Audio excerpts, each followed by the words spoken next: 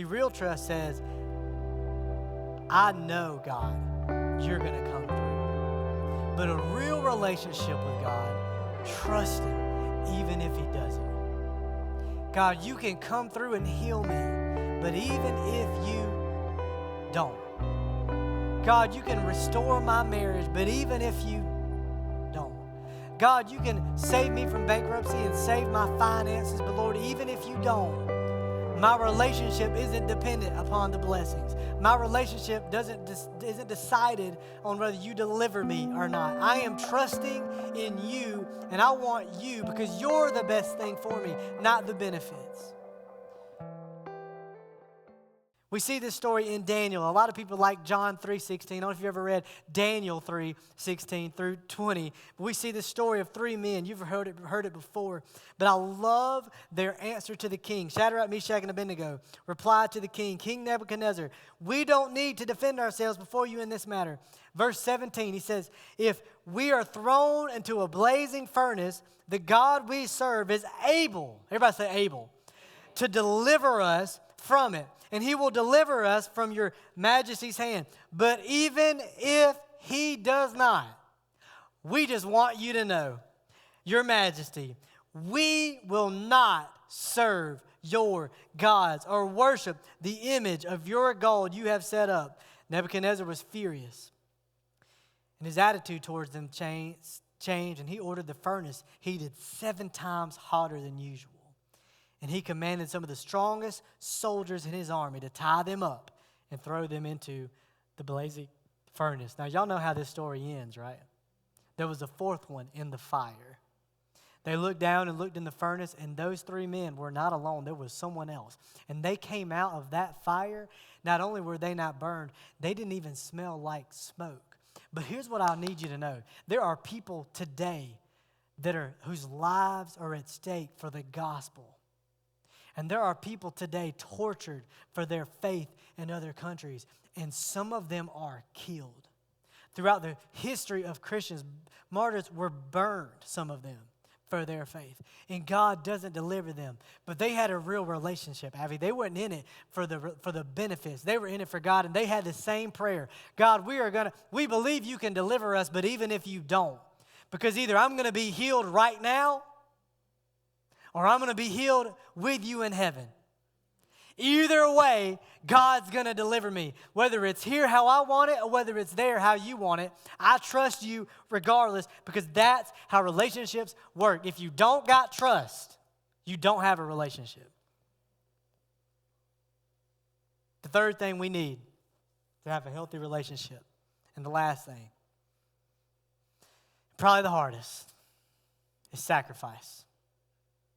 Now, today is supposed to be about Isaac, and I know we're talking about Abraham a lot, but just change your perspective and think about Isaac for just a minute with me, if you will. Think about this young man.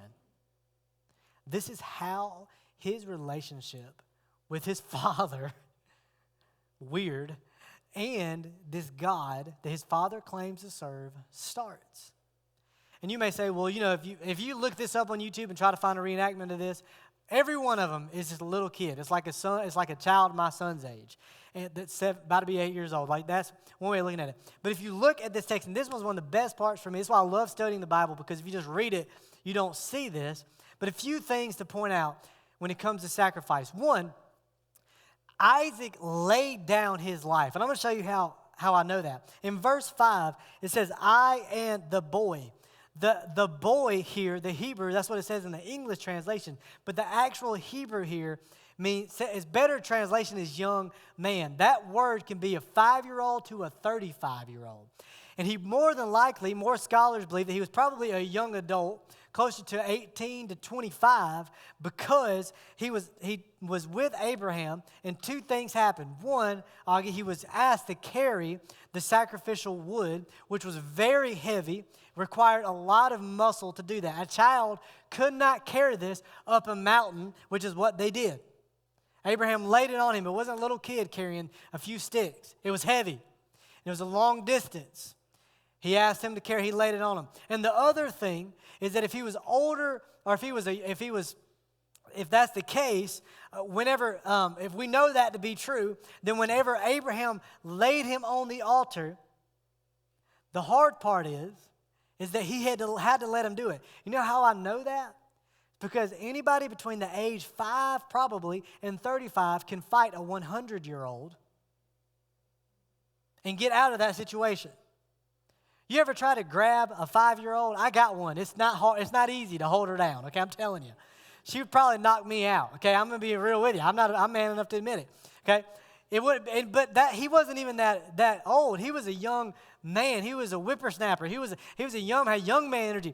It would have been difficult. He did not forcefully bound Isaac. Isaac knew what was happening. I'll give you one more reason why I know that to be true. It's at the beginning of our verse for this point. It's verse 8, the second part of that verse says, so they went, both of them, together.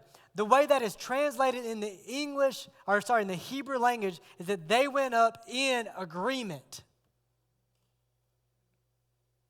In other words, Isaac read between the lines. When he said God will provide a lamb. There may have been other conversations, we don't know. But for whatever reason, Isaac knew what was about to happen. And when his father laid him down, he didn't forcefully make him lay down. He laid down his life. Does this sound familiar yet? Because it's about to. So being in a real relationship requires laying down your wants, your desires, and ultimately your life. Let me tell you something. The gospel and receiving Jesus and salvation is free. But following Jesus requires laying down your wants, laying down your desires, laying down ultimately your life. Being in a relationship with God means it's not about you. It's mostly about God and others. And there will be times in your walk, in your relationship with Jesus and in your marriage, when you don't get what you want. Amen, married folks? And in your relationship with God. Listen, there will be times where you got to be a big boy and a big girl because you don't even get what you need from your spouse. Or what you think you need from God. There will be times where you don't get at all. And you have to sacrifice for your family, for your wife, for your kids. There will be times in your relationship with God where it won't be about you at all. I feel like I'm free. We always want people to be free from addiction and and that's great, and free from the bondage of sin, and all that's great. I just want to free somebody from pride and spiritual pride, and you feel like it's all about you. Can I tell you something? At some point, the thing you've got to wrestle with maybe this morning is it's not all about you. You're not all that in a bag of chips. You're not that special. You're unique and you're loved dearly by God. But it's because of what He did and how He made you and what He put in you and how He loves you. Not because of anything you've done. It's not about you. In our house, we have 2 sayings. You get what you get and you don't pitch a fit. What does somebody say? Have a fit? Either way. Our kids know that because we say that a lot. I don't want this for lunch. You get what you get. And you can starve if you want. It don't bother me at all. I'm eating. Hey. And we sometimes every now and then, Chad, we'll sing, you can't always get what you want. But if you try sometime. They hate that. Gosh, they hate it. They'll finish it really quick. You can't always get what you want, but sometimes you get what you need. Like they'll just finish it so they don't hear us sing it. See, there was a sacrifice for Abraham, and there was a sacrifice for Isaac. Abraham's sacrifice was that Isaac was and represented the promise of God. He literally embodied the promise. You can't have descendants if you don't got one. And that's what God promised him. He represented everything God had told him was going to happen. And Abraham's sacrifice was this. Are you going to trust the promise and the promises of God, or trust in the God of the promises? And Isaac had a sacrifice as well. We just talked about it. He was submissive. It required Isaac to literally lay down his life. And following Jesus means following Isaac's example. And let me tell you something. I don't know if you've seen it or caught on yet, but if we follow in the example of Isaac here, you know whose example we're following? The example of Jesus. Whew, that's good. And listen, y'all are not as excited about this as me. Because the story didn't end there. If you keep reading, he reached out his hand. He was ready to slaughter. I hate that word in this. What an awful translation. Why did they have to use that word? To slaughter his son. He's ready.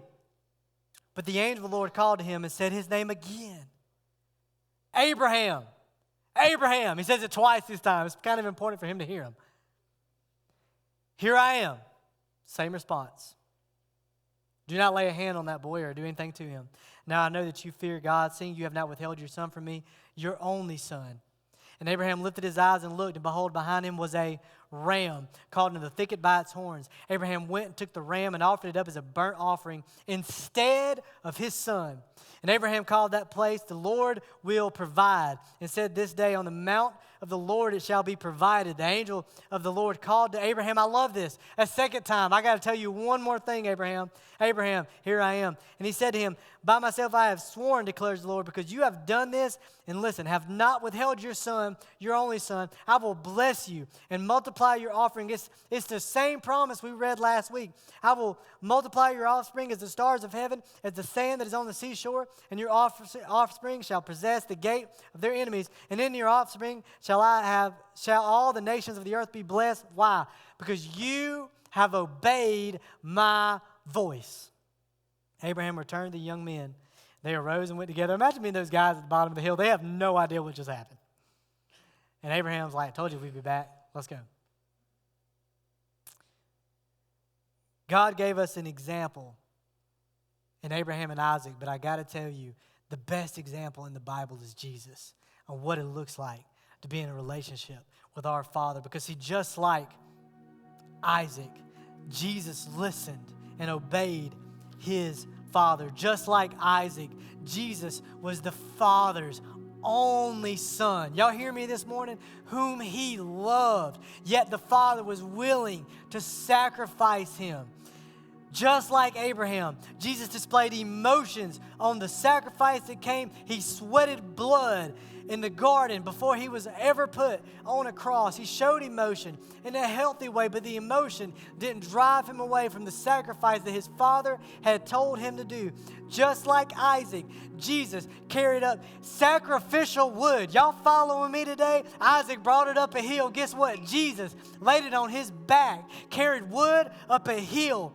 And he on that hill that would be his own death, where he would willingly lay down his spirit. I love the story of the cross because nobody killed Jesus. Jesus gave up his spirit. And he says, Father, they know not what they do. Forgive them.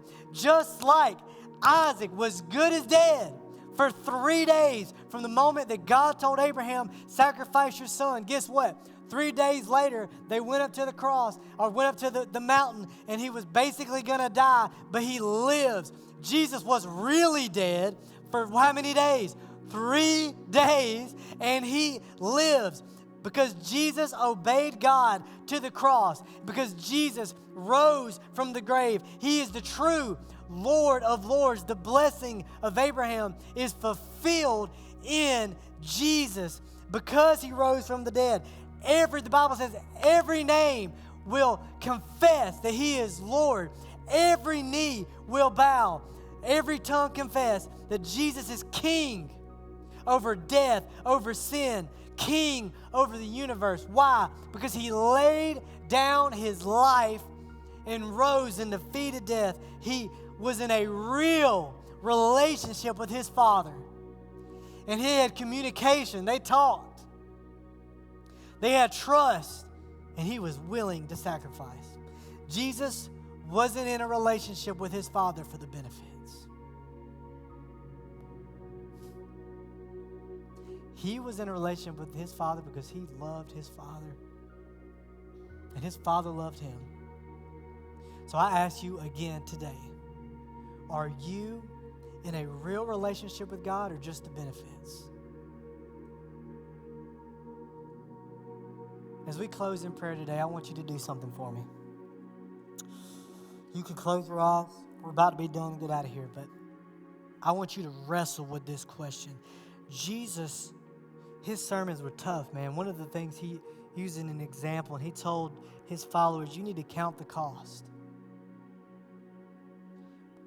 Because Jesus doesn't require or doesn't want to be friends with benefits. He wants a real relationship with you today. He doesn't want you to do the church thing. He doesn't want you to know the verses and know the songs and that's all you do. He wants to know you.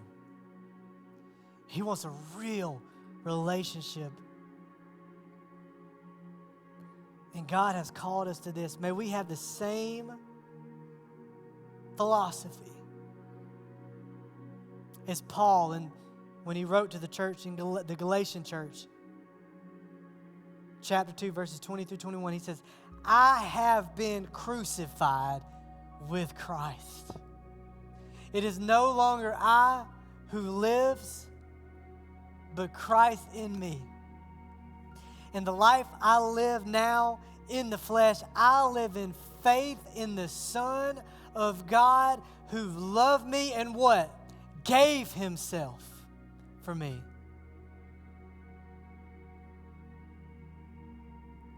Do you have a real relationship with him?